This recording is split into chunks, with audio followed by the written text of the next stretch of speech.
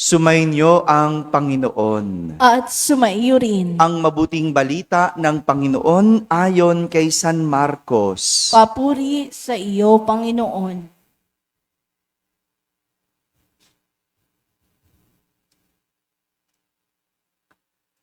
Noong panahong iyon, muling tumawid si Jesus sa ibayo ng lawa ng Galilea.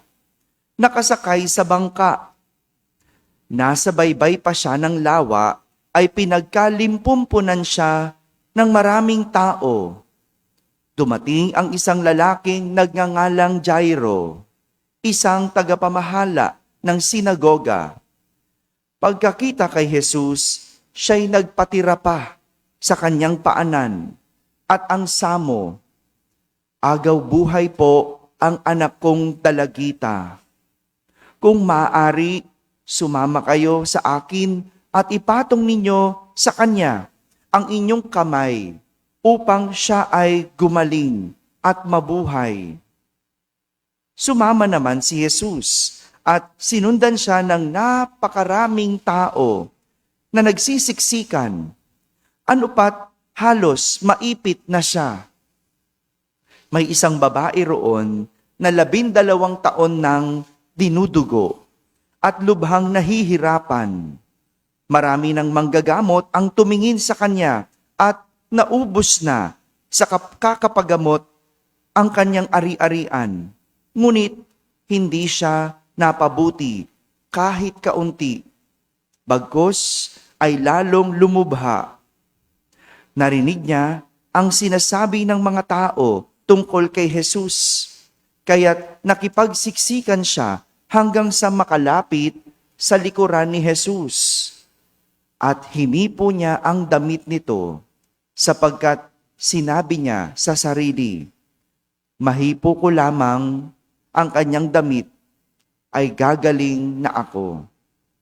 Biglang tumigil ang kanyang pagdurugo at naramdaman niyang magaling na siya. Naramdaman naman ni Jesus na may kapangyarihang lumabas sa kanya, kaya't bumaling siya sa mga tao at nagtanong, "Sino ang humipo sa akin?" Sumagot ang kanyang mga alagad, "Nakikita po ninyong nagsisiksikan ang napakaraming tao. Bakit tinatanong ninyo kung sino ang humipo sa inyo?" Subalit, patuloy na luminga-linga si Jesus. Hinahanap ang humipo sa kanya. Palibhasay, alam ng babae ang nangyari. Siya'y nanginginig sa takot na lumapit kay Jesus. Nagpatira pa at ipinagtapat ang buong katotohanan. Sinabi sa kanya ni Jesus, "Anak, pinagaling ka ng iyong pananalig sa akin. Umuwi ka na at ipanatag mo ang iyong kalooban. Lubusan ka ng magaling sa iyong karamdaman." Samantalang nagsasalita pa si Jesus, may ilang dumating mula sa bahay ni Jairo. "Patay na po ang anak ninyo." Sabi nila, "Bakit pa ninyo aabalahin ang guro?" Hindi pinansin ni Jesus ang kanilang sinabi. Sa halip ay sinabi sa tagapamahala, "Huwag kang mabagabag, manalig ka." At wala siyang isinama kundi si Pedro at ang magkapatid na Santiago at Juan. Nang dumating sila sa bahay ng tagapamahala, nakita ni Jesus na gulong-gulo ang mga tao. May mga nananangis pa at nananaghoy. Pagpasok niya ay kanyang sinabi, "Bakit kayo nagkakagulo at nananangis? Hindi patay ang bata, natutulog lamang." Ngunit pinagtawanan siya ng mga tao. Pinalabas niya ang lahat, maliban sa ama at ina ng bata at sa 3 alagad. At sila'y pumasok sa kinaroroonan ng bata. Hinawakan niya ito sa kamay at sinabi, "Talita kumi," nang ibig sabihin, "Ineng, sinasabi ko sa iyo, magbangon ka." Pagdakay, bumangon ang bata at lumakad. Siya'y 12 taon na at namangha ang lahat. Mahigpit na ipinagbili ni Jesus na huwag ipaaalam ito kanino man at iniutos niyang bigyan ng pagkain ang bata. Mga kapatid, ang mabuting balita ng Panginoon. Pinupuri ka namin, Panginoong Hesukristo. Umupo ang lahat at makinig sa humilya. Magandang umaga po sa inyong lahat. Morning, Father. Magandang umaga sa mga nasa barangay, sa mga nasa tahanan na nagsisimba via online at sa lahat ng nasa abroad. Magandang umaga po sa inyong lahat. Ang haba ng ating kwento, ano po? Hello, tulog na ba kayo? O, ang haba nga, no? Yung iba natulala na lang, no? Ang haba ng ating kwento, pero kwento ng pagkapanalo at pagkatalo ang ating narinig sa mga pagbasa sa araw na ito. Pagkapanalo at pagkatalo. Sabihin nyo nga po. Yan. Sa unang pagbasa, nanalo ang grupo ni Haring David laban sa grupo ng rebelde niyang anak na si Absalom. Ano bang nangyari? Si Absalom ang ikatlong anak ni Haring David na gustong kunin ang kanyang pwesto bilang hari. Tingnan mo nga naman, ano? Ganyan, di ba? Pinaglalabanan, pinag-aawayan ang pwesto. At hindi yan malayo sa alam natin. Tama? Hello? Tama, di ba? Alam natin. Basta pwesto, kahit saan yan. Sa pamilya, o pinaglalabanan. Sinong paborito? Sinong hindi? Sinong unang pipili? Di ba? Ganon sa mga anak. Sinong unang pipili? Sino ang huli? At kahit sa barangay, pinag-aawayan ng pwesto. Sa eskwelahan, sa trabaho, at maging sa simbahan, may nag-aaway sa pwesto. Hello? Hindi ba? Pwesto ko yan, lumipat ka. Di ba? Maraming ganyan. No? At itong mag-ama, magkalaban. Sapagkat si Absalom gusto ang pwesto ni Haring David. Bakit? Sapagkat siya'y nagrebelde sa kanyang ama dahil hindi niya pinarusahan si Amnon, ang kanyang kapatid, dahil sa paggahasa sa kanilang kapatid na si Tamar. Tingnan niyo, ang gulo ng pamilya, no? Gusto nung rebeldeng anak na si Absalom, mapasa kanya ang pwesto. Bakit? Kasi yung anak niya, hindi pinarusahan ng hari kahit na nagkasala, kahit na nagkamali. Anong ginawa? Ginahasa yung kanyang kapatid. Tama ba si Absalom? Hello? Tulog na kayo?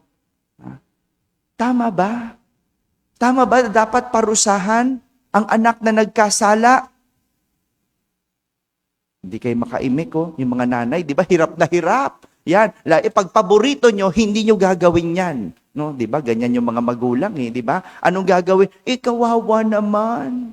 Oh, ganyan. Di ba? Konsentidor. Ayaw kasi nating magtama. No? Pakiramdam natin pag nagtatama, nako, inaaway tayo. Mali. Ang mali ay mali. Kaya nga nagrebelde si Absalom. Dahil hindi pinarusahan ng hari ang nagawa ni Amnon. Kaya anong ginawa ni Absalom? Siya na mismo ang nagparusa sa kanyang kapatid. Anong ginawa niya? Pinatay. Pinatay niya ito. O ngayon, tama bang ginawa ni Absalom? Hello? Mali. Ba't di kayo makaisip? Ha? Kahit ba nagkasala, hindi dapat na patayin. Pagsabihan mo, turuan mo ng leksyon, pwedeng parusahan kasi pagpatay ang naging pagkakasala, di ba? Pero ang patayin mo, hindi naman tama iyon.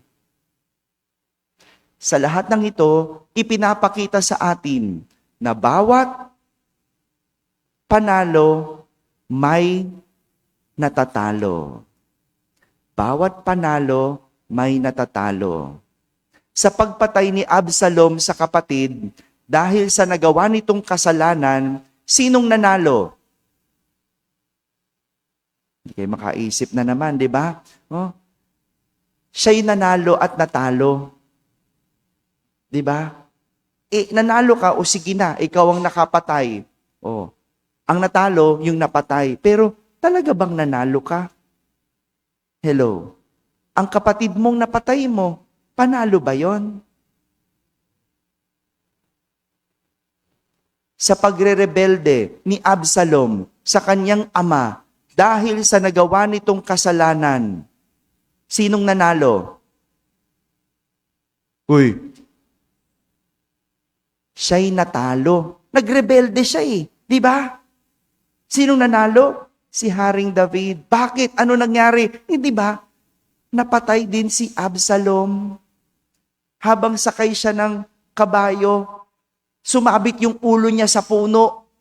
At nung sumabit yung ulo niya sa puno, nakita ng mga sundalo ni Haring David. Kaya anong ginawa? Tinusok. Rafael, ikaw nagbasa. Naintindihan mo ba binasa mo? Hindi ka sumasagot. Diba? Pag yung pagre-rebelde, walang mananalo dyan. No? Wala. Yung mga nagre-rebelding anak, walang mananalo. Bakit? Makuha mo man ang gusto mo, napalayo ka naman sa pamilya mo. Panalo ka ba? Sa pagkapanalo ni Haring David at pagkamatay ng kanyang rebelding anak na kanyang kalaban, nanalo man siya sa laban, pero natalo din. Bakit? Namatay yung kanyang anak Apektado siya. Kung ikaw ba magulang, kahit anong sama ng anak mo, kahit anong pagre-rebelde ng anak mo, gustuhin mo siyang mamatay? Hindi ba hindi? Talo siya dahil namatay ang kanyang anak, pero panalo siya sa laban. Wala na yung kanyang kaaway, pero nagluluksa siya. Dito ipinapakita sa atin na hindi lahat kailangan labanan.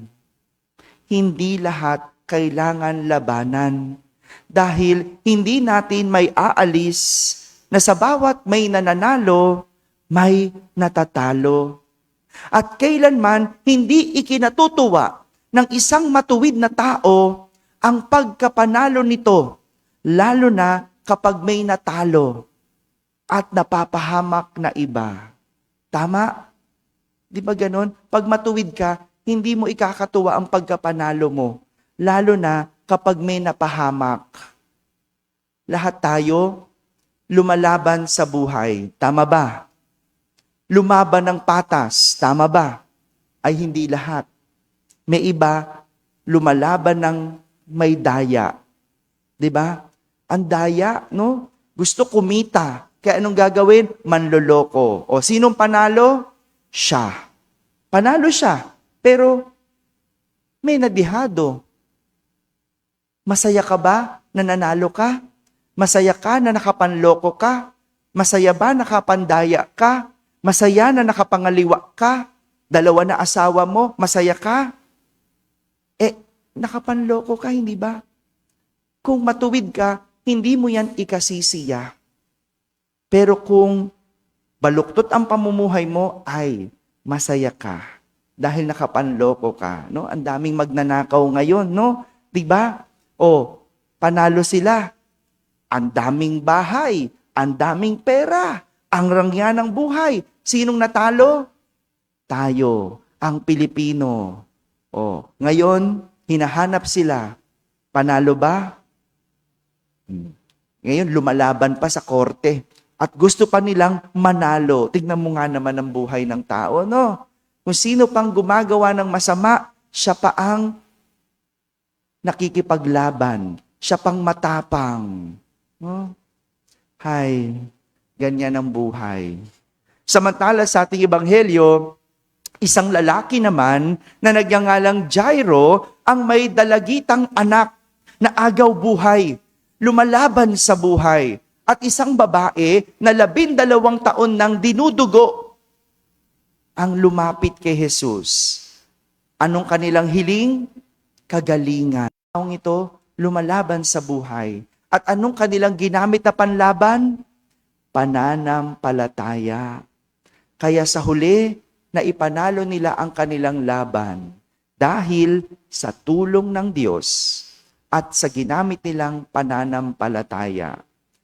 Ang ganda, no? Itong tinuturo sa atin.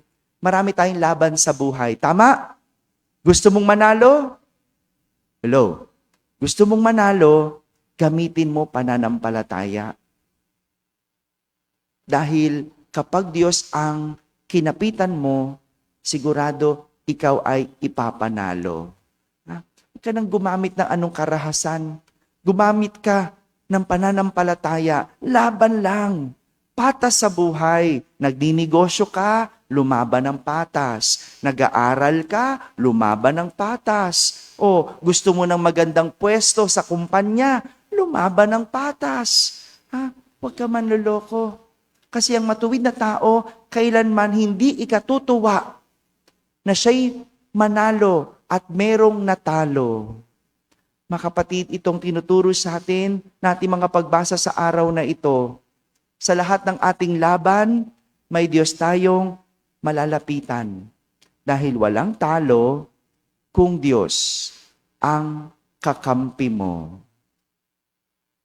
Isingit ko na. Pinagdiriwang natin si San Blas. Si San Blas, inusig. Dahil sa kanyang ginagawang pagtuturo, no? Kinalaban siya. Pero anong ginamit ni San Blas na panlaban? Pananampalataya. Siya'y nasa katotohanan. Sa huli, pinugutan siya ng ulo. Sinong panalo?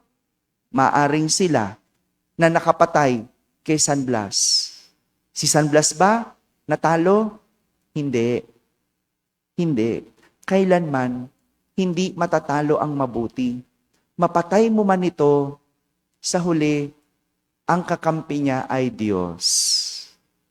Ang kakampi niya ay Diyos. Kaya tingnan mo, hanggang ngayon, pinagdiriwang natin at inaalala natin ang nagawa ni San Blas. Sa buhay, lumaban ng patas. Lumaban gamit ang kabutihan. Dahil kapag Diyos ang kakampi mo, Diyos ang kinapitan mo, kailanman hindi ka matatalo. Amen? Amen.